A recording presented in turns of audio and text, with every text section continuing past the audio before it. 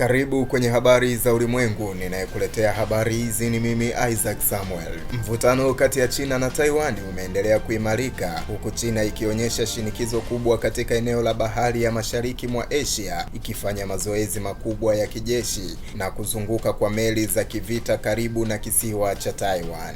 Vikosi vya ulinzi na majeshi ya China vimeendelea kutumia ndege zisizo na rubani na majaribio ya kijeshi ya kiwango cha juu, hatua zinazotafsiriwa kama onyo la wazi kwa Taiwan na mataifa anayoshirikiana nayo.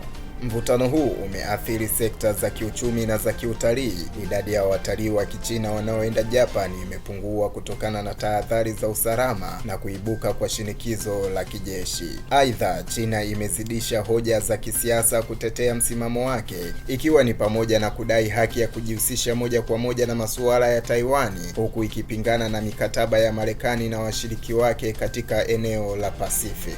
Taiwan kwa upande wake imeimarisha uhusiano wa kimataifa na kiuchumi, ikijumuisha mikataba ya biashara na Marekani, huku ikijitahidi kudumisha ulinzi wa taifa na kuzuia ushawishi wa China. Hatua za ulinzi wa ndani na usalama zimeongezeka, zikionyesha unyeti mkubwa wa serikali ya Taiwan katika kulinda uhuru wake. Shinikizo hili la kijeshi na kisiasa limeibua wasiwasi mkubwa wa kimataifa, huku mataifa ya jirani na washirika wa Marekani wakifuatilia kwa karibu ili kutafuta njia za kuepusha kuibuka kwa mzozo mkubwa wa kijeshi. Wachambuzi wa masuala ya kimataifa wanasema mgogoro huu unaweza kuathiri ushawishi wa kieneo na usalama wa sekta za uchumi wa Asia Mashariki. Kwa sasa, hali ya China na Taiwan inaashiria ongezeko la mvutano wa kimataifa na ishara kwamba matatizo ya kisiasa, kijeshi na kiuchumi yanaweza kuendelea kwa muda mrefu endapo upande wowote hautapata njia ya mazungumzo ya amani.